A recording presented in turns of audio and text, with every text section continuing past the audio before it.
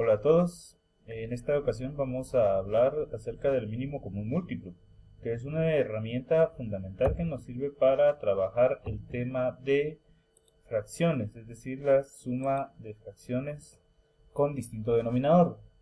Para poder trabajar este tema es importante también que conozcamos los caracteres de la divisibilidad, qué es un número primo y un número compuesto, cuáles son los múltiplos y submúltiplos de un número, cómo podemos descomponer en factores primos un número y luego vamos a tratar de observar cómo se realiza o cómo se calcula el mínimo común múltiplo y por ahí también el máximo común divisor.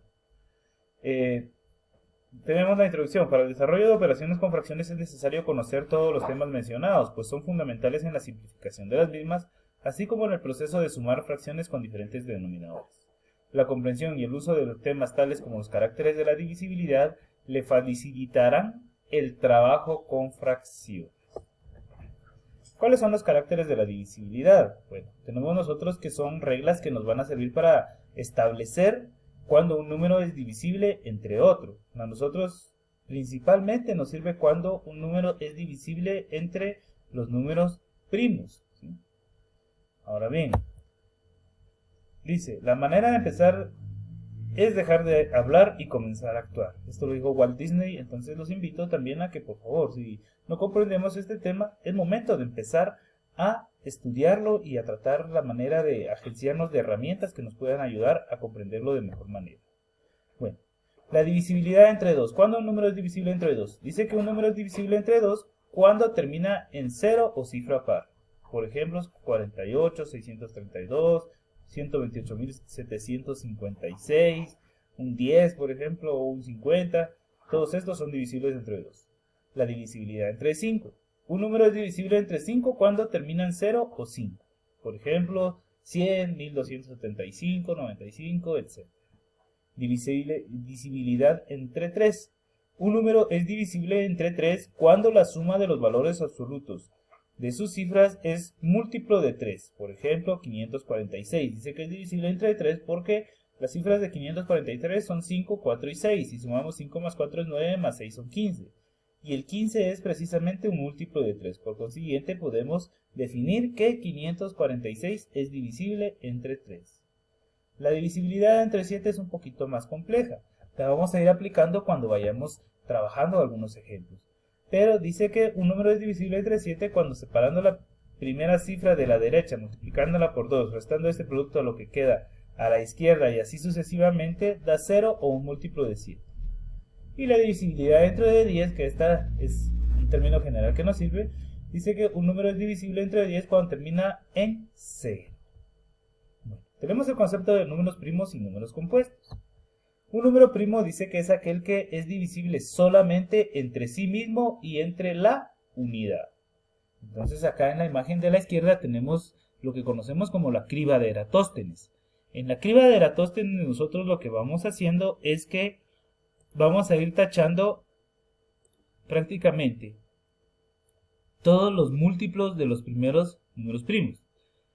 Por ejemplo, del 2 tachamos todos los múltiplos del 2, luego del 3 tachamos todos los múltiplos del 3, luego todos los múltiplos del 5, luego todos los múltiplos del 7, sin tachar el primer primo va, luego como estos ya los voy tachando ya no va, luego todos los múltiplos del 11, todos los múltiplos del 13, hasta llegar a todos los múltiplos del número 47, que sería el último número primo antes de llegar a 50, que sería la mitad de 100, por decirlo así. Aquí está hasta 150. Entonces tendríamos que tachar todos los números primos hasta llegar al 73, los múltiplos de 73, ya que el 75 es la mitad de 150. Entonces todos los números que no se tacharon en esta tablita van a ser prácticamente los números primos entre 1 y 150. Es importante que podamos tomar nota de estos números que nos van a ser de mucha utilidad para el trabajo de fracciones. Muy bien, un número compuesto. Dice que un número compuesto es aquel que además de ser divisible entre sí mismo y entre la unidad, lo es entre otros factores. Por ejemplo, 6, 8, 9 y 10 son números compuestos. ¿Por qué? Porque 6, aparte de ser divisible entre 6 y 1, también es divisible entre 2 y 3. Igual el 8. Aparte de ser divisible entre 8 y 1, también lo es divisible entre 2, 4 y 1 y 8. Entonces, estos son los números compuestos. Los múltiplos de un número. Dice que un múltiplo de un número es el número que contiene a este número un número exacto de veces. Alguien decía por ahí, esos son los resultados de las tablas de multiplicar. Pues exactamente es eso, ¿sí? Los múltiplos de un número van a ser todos aquellos números que se van a ir multiplicando por, ahí sí que, un número consecutivo de veces. Por ejemplo, 6 por 1, 6, 6 por 2, 12, 6 por 3, 18, 6 por 4, 24, 6 por 5, 30. Todos estos que están acá dentro de este conjunto son múltiplos del 6. ¿Y quiénes son los múltiplos del 13? 13, 26, 39, 52, 65. Y va a ser 13 por 1, por ejemplo, 13. 13 por 2, 26. 13 por 3, 39. 13 por 4, 52. 13 por 5, 65.